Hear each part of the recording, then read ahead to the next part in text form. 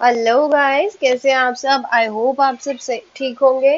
तो I Alka from Physichem start करते हैं हमारे आज के लेक्चर के साथ। We are discussing chemical bonding. आज सिर्फ लेक्चर में मैं आपको दो ही चीजें करवाने वाली हूँ। एक है आपकी फेवरेट वेसेपर थ्योरी, चलो जिसकी नहीं है आप फेवरेट हो जाएगी। और दूसरी है वीबीटी वैलेंस बॉन्ड थ्योरी। दोनों ही बहुत इजी है, बहुत ही आसान है। इतनी इजी ट्रिक्स करेंगे कि आप कहेंगे कि मैम क्वेश्चन आया और लॉटरी लग गई। चलिए, तो स्टार्ट करते हैं हमारे टॉपिक के साथ। तो वसेपर थ्योरी कहती क्या है? कहते वसेपर थ्योरी कहती है valence shell electron pair repulsion theory. यानी वैलेंस शेल में जो इलेक्ट्रॉन पेयर पड़े होंगे उनके बीच में जो रिपल्शंस हैं वो देखी जाए जिस थ्योरी से, उसे बोलते हैं valence shell electron pair repulsion theory, VSEPR theory. तो मैंने आपको वैसे बताया था कि वैलेंस शेल में जो इलेक्ट्रॉन पेयर पड़े होते हैं, अब जरूरी तो नहीं है वो सारे के सारे इलेक्ट्रॉन बॉन्ड फॉर्मेशन में पार्टिसिपेट कर जाए। जैसे कि एग्जांपल लेते हैं NH3 का। भाई अब तो ये आपका भी फेवरेट बन गया होगा। नाइट्रोजन नंबर 7 2,5 आपको पता है 5 वैलेंस में है, पर देखिए सिर्फ उसमें से जो 3 इलेक्ट्रॉन है वही हाइड्रोजन के साथ बॉन्ड बना रहे हैं, बाकी दो के दो तो ऐसे ही पड़े। तो जो बॉन्ड बना रहे हैं उन्हें बोला जाएगा बॉन्ड पेयर्स, और जो ऐसे के ऐसे ही पड़े हैं उन्हें बोला जाएगा लोन पेयर्स। यानी कि अगर मैं बात करूं तो हमारे इलेक्ट्रॉन पेयर जो है उनके पास दो तरह के पेयर्स हैं, बॉन्ड पेयर और लोन पेयर। जो तो बॉन्ड फॉर्मेशन में पार्टिसिपेट कर जाए उन्हें बोला जाएगा बॉन्ड पेयर्स, और जो ना पार्टिसिपेट करे उन्हें कहा जाएगा लोन पेयर्स। तो participate in the bond formation are known as bond pair, and do not participate in the bond formation are called lone pairs. Done. चलिए आगे चलते हैं। उसके बाद वेसेपर थ्योरी का मेन कॉन्सेप्ट है कि रिपल्शन अगर आती है इलेक्ट्रॉन में, फॉर सपोज ना मैंने एक ऑर्बिटल में दो इलेक्ट्रॉन पेयर फिल कर दिए, उनमें कितने रिपल्शन है, क्या ऑर्डर है वो देखना है, यानी रिपल्शन देखनी है। ये जो ये जो आपके बॉन्ड पेयर और लोन पेयर बन रहे हैं, है ना। इलेक्ट्रॉन पेयर मतलब bond pair and lone pair. ये जो आपके लोन पेयर्स हैं और बॉन्ड पेयर है, ये आपस में कैसे रिपेल करते हैं, इनके बीच में रिपल्शंस देखनी है आपने। तो आप इसे कहेंगे रिपल्शन का ऑर्डर। अब देखिए, जहां दो लड़ाई करने वाले बंदे हों, जहां पे दो लड़ने वाले बंदे हों वहां पे लड़ाइयां ज्यादा होंगी, एज कंपेयर टू जहां ऑलरेडी एक कम लड़ने वाला है और एक ज्यादा लड़ने वाला है। एज कंपेयर टू जहां पे कोई लड़ने वाला नहीं है वहां तो क्या ही लड़ाइयां होंगी। तो बेसिकली अगर बात की जाए, जहां पे दो लड़ने वाले इंसान ज्यादा है वहां ज्यादा लड़ाइयां, और जहां एक लड़ने वाला है वहां कम लड़ाई, और जहां कोई भी लड़ने वाला नहीं है वहां बिल्कुल भी लड़ाई नहीं है। तो लोन पेयर के repulsions are always greater than lone pair bond pair, which is always greater than bond pair repulsion. ठीक है। अगर मैं इसको दूसरी भाषा में कहूँ तो ये भी कह सकते हैं कि सपोज कीजिए एक बंदा अपनी पोस्ट पे बैठा है और एक बंदा बेचारा वेकेंट है। ठीक है। ये देखो, ये अच्छा, इसमें ना एग्जांपल आप ये वाली उठा लो, it will be easier for. H2O की एग्जांपल लेते हैं, लो जी। ठीक है, यहाँ पे दो लोन पेयर्स हैं और दो बॉन्ड पेयर्स हैं। ठीक है जी। अब आप यहाँ देखो कि यहाँ पे दो लड़ने वाले बंदे हैं, इनके बीच में झगड़े ज्यादा होंगे। अब जो ऑलरेडी अपनी पोजीशन पे बैठा है उसको क्या फर्क पड़ता है, जो वेला है वो तो करेगा ही लड़ाइयाँ सड़ाइयाँ, है ना। तो ये जो लड़ने वाला इंसान है, ये जो अपनी पोजीशन पे बैठा है, इन दोनों के बीच में इतनी रिपल्शन नहीं होंगी एज कंपेयर टू ये जो जितनी ये दोनों के बीच में, क्योंकि दोनों ही वेले हैं, दोनों ही लड़ने वाले हैं। डन। और इन दोनों के बीच में तो क्या ही रिपल्शन होंगी, दोनों ही अपनी पोजीशन पे है। वो कहता भाई तू अपनी पोस्ट पे खुश रह, मैं अपनी पोस्ट पे खुश हूँ, क्यों लड़ना है ना। तो लोन पेयर के बीच में जो रिपल्शन हैं वो ग्रेटर हैं as compare to lone pair and bond pair. I hope यहाँ तक समझ आ गया होगा वेसेपर थ्योरी का। आगे चलते हैं। स्टेरिक फैक्टर निकालने का वैसे मैंने आपको एक बार समझा दिया था पहले भी, कि स्टेरिक फैक्टर होता है हाफ ऑफ कितने वैलेंस में पड़े हैं इलेक्ट्रॉन पेयर प्लस सराउंडिंग्स कितने हैं प्लस माइनस उस पे चार्ज कितना है।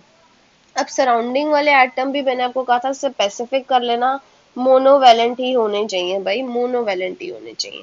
डन। एग्जाम्पल करवाऊंगी तो आपको ज्यादा क्लियर हो जाएगा। एक नोट बनाया है, इसको भी फटाफट से देख लेते हैं। नोट क्या कहता है? नोट कहता है अगर सराउंडिंग एटम ऑक्सीजन होगा, आपको पता है ऑक्सीजन डबल बॉन्ड बनाता है भाई, ऑक्सीजन मोनोवैलेंट नहीं है। तो मोनो अगर ऑक्सीजन होगा तो उसको आप कभी काउंट नहीं करेंगे। Done. For example ClO4 negative, ये कोई लोन पेयर नहीं है। क्लोरीन के पास आपको पता है कितने हैं, वैलेंस में 7 है। ऑक्सीजन आपको पता है भाई पार्टिसिपेट करता नहीं है, +1, 8/2 4, 4 के कॉरेस्पॉन्डिंग ज्योमेट्री हाइब्रिडाइजेशन आती है sp3 और ज्योमेट्री होती है टेट्राहेड्रल। ठीक है जी। इसको डिस्कस करते हैं ज्योमेट्री आगे ये है क्या, कैसे है। डन। अब देखिए स्टेरिक फैक्टर के बेस पे अगर बात करूं मैं, तो अगर तो आपका स्टेरिक फैक्टर 2 आया, हाइब्रिडाइजेशन sp रहेगी, क्योंकि एक आ जाएगा s और एक बचा वो p में जाएगा, तो ज्योमेट्री विल बी लीनियर। याद कर लीजिए, अगर 3 है तो एक गया s में, एक एस में चला गया, तो 3 में से एक गए, कितने बचे? दो। दो किस में जाएंगे? पी में। आपको पता ना एस में एक ऑर्बिटल, पी में 3 ऑर्बिटल होते हैं, है ना। तो अब पी में 2 जाएंगे, कॉरेस्पॉन्डिंगली ज्योमेट्री डायगोनल प्लेनर। अगर एक एस में गया, 4 स्टेरिक फैक्टर है, तो एक एस में गया, 3 बचे, 3 बचे तो तीनों गए कहाँ आपके? पी में। तो ज्योमेट्री क्या होगी? टेट्राहेड्रल। अगर 5 है, अगर एक एस में गया, 3 पी में गए, 4 ऑक्यूपाई हो गया, पी में चौथा नहीं जा सकता, क्योंकि 3 पी में ऑर्बिटल ही कितने? 3। अगला ऑर्बिटल कौन सा आता है जी? D. Hybridisation is sp3d। Geometry will be trigonal bipyramidal. याद करनी पड़ेगी। स्टेरिक फैक्टर आ गया भाई 6, पहला गया एस में, 3 गए पी में, 4 कंप्लीटेड, डी में 5 भर सकते हो, 5 ऑर्बिटल होते हैं, तो D2 ऑक्टाहेड्रल ज्योमेट्री। अगर स्टेरिक फैक्टर 7 है, पहला गया एस में, 3 गए पी में, 4 पूरे हैं, डी में कितने हो गए फिर? 3, क्योंकि डी टोटल 5 भरे जाएंगे। Geometry will be pentagonal bipyramidal. ये आपको याद करनी पड़ेगी। आगे चले। देखो भाई, अगर तो अकेला किसी के ऊपर लोन पेयर है तो वो कुछ भी डिसाइड नहीं कर सकता। अगर कहीं बॉन्ड पेयर्स हैं तो वहां हाँ आप उसकी ज्योमेट्री या शेप डिसाइड कर सकते हो। बट अगर lone pair plus bond pair दोनों हैं तो ही आप ज्योमेट्री डिसाइड कर सकते हो। अगर बॉन्ड पेयर अकेले हैं तो आप सिर्फ शेप बता सकते हो। बस आपको इसका ध्यान रखना है कि लोन पेयर और बॉन्ड पेयर इकट्ठे आए तो क्या डिसाइड करेंगे? ज्योमेट्री। और अगर सिर्फ बॉन्ड पेयर है तो क्या डिसाइड करेंगे? शेप। और अगर लोन पेयर 0 हो गए तो बिट ऑब्वियस ज्योमेट्री और शेप दोनों सेम हो जाएंगे। अगर लोन पेयर कहीं पे भी आ गया तो ज्योमेट्री और शेप दोनों डिफरेंट हो जाएंगी। एग्जाम्पल के साथ आगे चलते हैं, क्लियर करूंगी आगे। वसेपर थ्योरी का जो मेन कॉन्सेप्ट है, जरा भाई उसको ध्यान में रखा जाए कि वसेपर थ्योरी का मेन कॉन्सेप्ट कहता क्या है जी। वसेपर थ्योरी का मेन कॉन्सेप्ट जो है वो कहता है कि इलेक्ट्रॉन पेयर्स, मैंने आपको बताया ना, वैलेंस शेल इलेक्ट्रॉन पेयर में रिपल्शन जो थ्योरी बताएगी उसको बोलोगे valence shell electron pair repulsion theory, है ना भाई। अब देखो रिपल्शंस देखनी है आपको। मैं ये भी बताया कि lone pair repulsions are greater than lone pair bond pair which is greater than bond pair. यही बताया भाई, लोन पेयर की रिपल्शन ज्यादा है लोन पेयर बॉन्ड पेयर से, जो कि ज्यादा है बॉन्ड पेयर से।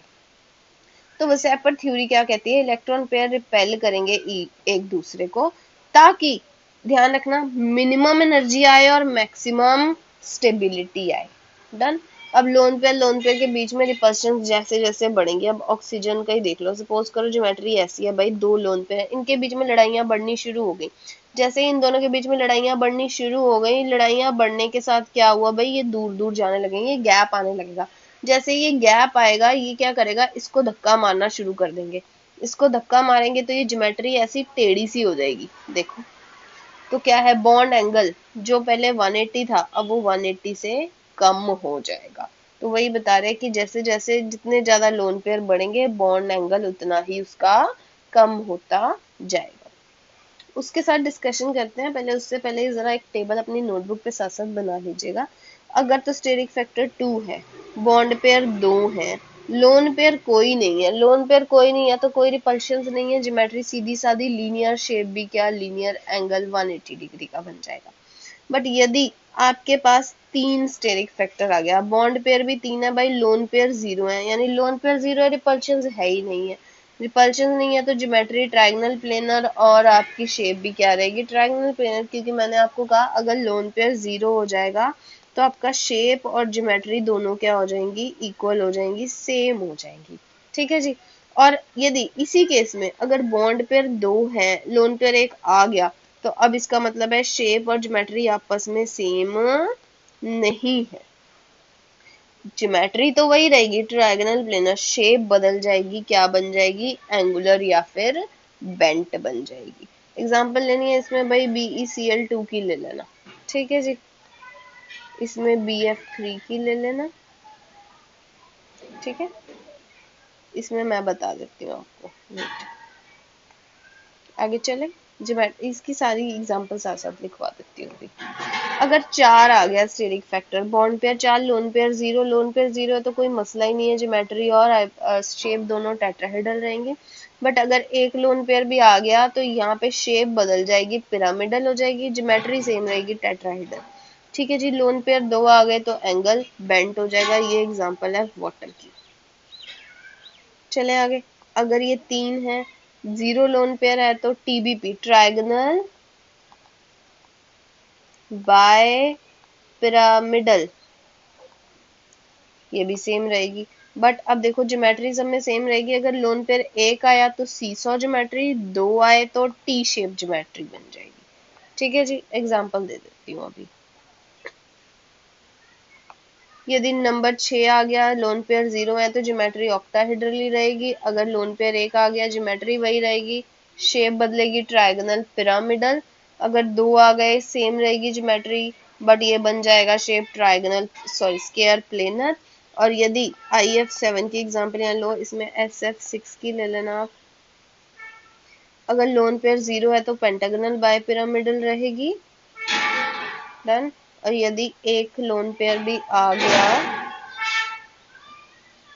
यस, और अगर एक भी लोन पेयर यहाँ आ गया तो यहाँ पे पेंटागनल बाय पिरामिडल, और ये क्या हो जाएगी, डिस्टॉर्टेड ऑक्टाहेड्रल हो जाएगी।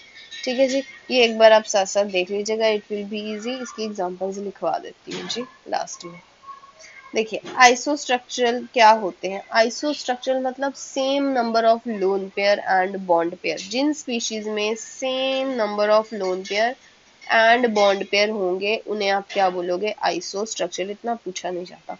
अच्छा, स्टेरिक फैक्टर के लिए मैंने आपको पोलर नॉन पोलर बताया था कि अगर लोन पेयर प्रेजेंट हुए, लोन पेयर्स आ गए तो पोलैरिटीज डेवलप हो जाएंगी, अगर एब्सेंट हुए तो कोई पोलैरिटी डेवलप नहीं होगी। एग्जांपल CS2 का चला था, हाफ वैलेंस शेल में है 4s, मोनोवेलेंट नहीं है भाई, तो it will be 2, hybridization is sp। ठीक है जी। और लोन पेयर निकालने हैं तो स्टेरिक फैक्टर 2 था, लोन पेयर निकालने हैं, बॉन्ड पेयर यहाँ पे 2 है तो 0 आएगा लोन पेयर, लोन पेयर 0 है, एब्सेंट है तो नॉन पोलर रहेगा। ये एग्जांपल मैं ऑलरेडी करा चुकी हूँ, एक बार आप देख लेना। ठीक है। नेक्स्ट कॉन्सेप्ट आता है भाई VBT का। VBT सबसे आसान, वैलेंस बॉन्ड थ्योरी। देखो भाई, कोवलेंट बॉन्ड दो तरह के बनेंगे, कहता है एक बनेगा सिग्मा, एक बनेगा पाई। और जो सिग्मा बनेगा ना वो हेड ऑन ओवरलैप से बनेगा। हेड ऑन मतलब आपस में टकले टकराएंगे, टकले मतलब ये देखो,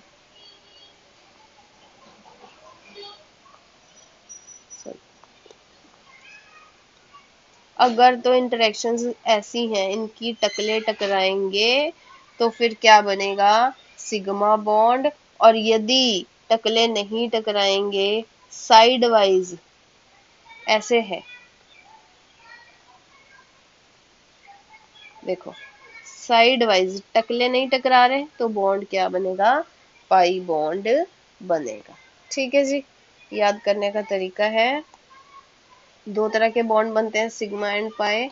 सिग्मा बनेगा किसकी ओवरलैपिंग से, एक्सियल ओवरलैप से, इसको बोला जाता है एक्सियल ओवरलैप। जब टकले टकराते हैं तो एक्सियल, पाई बनते हैं तो side wise overlap. Overlapping does not take place in ionic bond. आपको पता है कि आयनिक बॉन्ड क्या होते हैं, आयंस बनाते हैं, इसीलिए आयनिक बॉन्ड इसमें पार्टिसिपेट नहीं करते। Only bonding overlapping take place in covalent bond. Orbitals of unpaired electron, आपको पता है कोवलेंट बॉन्ड किससे बनते हैं? शेयरिंग से बनते हैं. किसकी शेयरिंग? अनपेयर्ड इलेक्ट्रॉन की sharing. It will leads to the formation of covalent bond. Overlapping अगर कोएक्सियल होगी तो सिग्मा बॉन्ड फॉर्म होएगा, अगर कोलेटरल होगी, कोलेटरल मतलब साइड वाइज ओवरलैप, तो कौन सा बॉन्ड बनेगा? पाई बॉन्ड बनेगा. एक और इजी सी बात कि जो सिग्मा बॉन्ड होते हैं वो स्ट्रॉन्ग है as compare to pi bond, और पाई बॉन्ड जो होते हैं it is always form after the sigma bond form. पहला बॉन्ड जो बनेगा वो सिग्मा बनेगा, दूसरा बनेगा वो पाई. फॉर एग्जांपल CH2 पहला बॉन्ड बना सिग्मा, दूसरा बना पाई. एस ऑर्बिटल्स जितने भी होंगे हमेशा एक्सियल ओवरलैप में पार्टिसिपेट करेंगे, यानी कि सिग्मा बॉन्ड बनाएंगे क्योंकि टकले टकराएंगे. अब ध्यान रखना इसका, ओवरलैपिंग समझाने जा रही हूँ, बस ये समझ लो फिर आपके लिए सब इजी. ओवरलैपिंग देखिए, अब मैंने आपको बोला दो तरह की है, अलोंग द एक्सिस या फिर कोलेटरल या फिर एक्सियल ओवरलैप भी बोलते हो, और इसको बोलते हो collateral. Head on overlap, head on overlap से हमेशा कौन सा बनेगा? Sigma bond. सिग्मा बॉन्ड बनता है strong bond. Side wise overlap से हमेशा बनेगा पाई बॉन्ड, ये होता है वीक बॉन्ड. अब देखो, अगर तो टकले टकराएंगे, ये टकराने के हैं, ठीक है, तो बनेगा सिग्मा बॉन्ड. ठीक है जी. अब टकले एस सफेयर, आपको पता है जो एस ऑर्बिटल होता है ये स्फेरिकल नेचर का होता है, और जो पी होते हैं ये डंबल शेप होते हैं. अब जो डंबल शेप होती है आइदर वो ऐसी भी हो सकती है और वो ऐसी भी हो सकती है. ठीक है जी. अगर तो एस यानी एक टकला और ये इसका टकला आपस में टकराते हैं तो भी कौन सा बॉन्ड बनेगा? Sigma. Most of the time आप ये पी जेड ऑर्बिटल लेते हो, ठीक है, बट यदि ये टकला और ये टकला आपस में नहीं टकराते हैं तो यहाँ कौन सा बॉन्ड बनता है? पाई. ये टकले नहीं ना टकराए इसके, तो बॉन्ड क्या बनेगा? पाई. तो एस प्लस एस, एस तो बनाएगा ही सिग्मा, एस को हमेशा याद रखो सिग्मा बॉन्ड बनाएगा. ठीक है, जहां जहां एस आएगा वो सिग्मा ही बनाएगा, एस कभी पाई बॉन्ड बनाएगा ही नहीं. और पीजेड प्लस पीजेड भी क्या बनाएंगे? सिग्मा, क्योंकि ये देखो इसमें भी अगर टकले टकराएंगे पीजेड, ये देखो टकले टकराएंगे तो कौन सा बॉन्ड बनेगा? सिग्मा बॉन्ड बनेगा. आगे चलें जी. और पीएक्स पीएक्स ये बनाएंगे पाई बॉन्ड, और चाहे ये ऐसे हो तो भी ये कौन सा बनाएंगे? पी वाई भी क्या बनाएगा? Pi bond. आपको पता ही है. अब बॉन्ड स्ट्रेंथ देखनी है. आपने बोला मैम एक तो बने एस पी, एक बने एस एस, एक बना पी पी. इन तीनों में से ये सिग्मा ये सिग्मा ये पाई, डन. अब इन तीनों में से आप मुझे बोल रहे हो कि मैम अच्छा पीजेड, अगर पीजेड हो, अगर पी एक्स पी वाई हो तो ये हो जाएगा, बट अगर पीजेड पीजेड आए तो ये सिग्मा आएगा. ठीक है. अब आप कह रहे हो मैम इन तीनों में से आप मुझे तो बताओ कि सबसे ज्यादा स्ट्रॉन्ग बॉन्ड स्ट्रेंथ किसकी होती है? अब आपको पता है जब पाई बॉन्ड बनता है तो बॉन्ड लेंथ छोटी हो जाती है ना.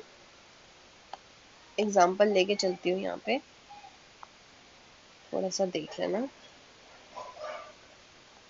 अब आपको पता है CH2 है, डबल बॉन्ड CH2 है, एक CH3 है, ये है CH3, ये बना सिग्मा बॉन्ड, ये बना सिग्मा, ये बना पाई. अब आपको पता है कि पाई बॉन्ड बन रहा है तो यानी कि यहाँ पे कोई PP ओवरलैप होगा. अब आपको पता है कि ये सिंगल बॉन्ड की जो बॉन्ड लेंथ है वो कम है, सॉरी ज्यादा है एज कंपेयर टू इसके. ये दो एक ही बॉन्ड दो में टूट गया है यानी इसकी बॉन्ड लेंथ कम हो गई, बॉन्ड लेंथ कम होगी. अब दो बॉन्ड्स को तोड़ना ज्यादा इजी है या सिंगल बॉन्ड को? सिंगल बॉन्ड को तोड़ना ज्यादा इजी है एज कंपेयर टू डबल. दो डंडे लो, दो डंडों को आपस में तोड़ने की कोशिश करो, ज्यादा फोर्स लगेगी एज कंपेयर टू एक डंडे को तोड़ने में, है ना. तो अब इसकी बॉन्ड स्ट्रेंथ ज्यादा हो गई, इसकी बॉन्ड स्ट्रेंथ ज्यादा है तो बॉन्ड और बॉन्ड स्ट्रेंथ का ऑर्डर क्या होगा कि PP की स्ट्रेंथ ज्यादा as compare to SP, which is very very less than SS. और कोलेटरल के केस में तो आपको पता है कि PZ इज ग्रेटर देन PP. कोलेटरल, कोलेटरल मतलब साइड वाइज, इसको याद रख लो, ऐसे कैसे क्वेश्चन करवा देती हूँ, इजी हो जाएगा। PP overlapping is not possible in, अब देखो भाई, यहाँ पे पी ऑर्बिटल होता है, बिल्कुल यहाँ पे भी होता है, यहाँ पे भी होता है, पर एच के केस में तो होता ही वन है, एस के केस में तो यहाँ तो एस आ गया भाई, यहाँ कहाँ से पॉसिबल हो जाएगी, तो ऑप्शन क्या बना, ये। Which of the following overlapping will form pi bond, pi bond P वाले ही बनाते हैं, एस वाला कभी पाई नहीं बनाता ना, मैंने ऐसा अभी तक पढ़ाया। तो देखो S S S, none of this. ठीक है जी, आई होप आपको ये दोनों कॉन्सेप्ट पसंद आए होंगे। तो एक बार वेसेपर थ्योरी यहाँ से और वीबीटी एक बार रिवाइज कीजिए, बहुत इजी ट्रिक्स के साथ करवाइए, जल्दी समझ आ जाएगी। तो गो थ्रू करना, साथ में क्वेश्चंस भी डिस्कस कर दिए हैं, इंपॉर्टेंट है फॉर केडर। मिलते हैं हमारी नेक्स्ट वीडियो के साथ, तब तक के लिए बाय बाय, और प्रिपेयर कीजिए, नेक्स्ट वीडियो में वेसेपर थ्योरी के जो ऊपर रह गए हैं उनके आपको मॉलिक्यूल लिखवा दूंगी। ठीक।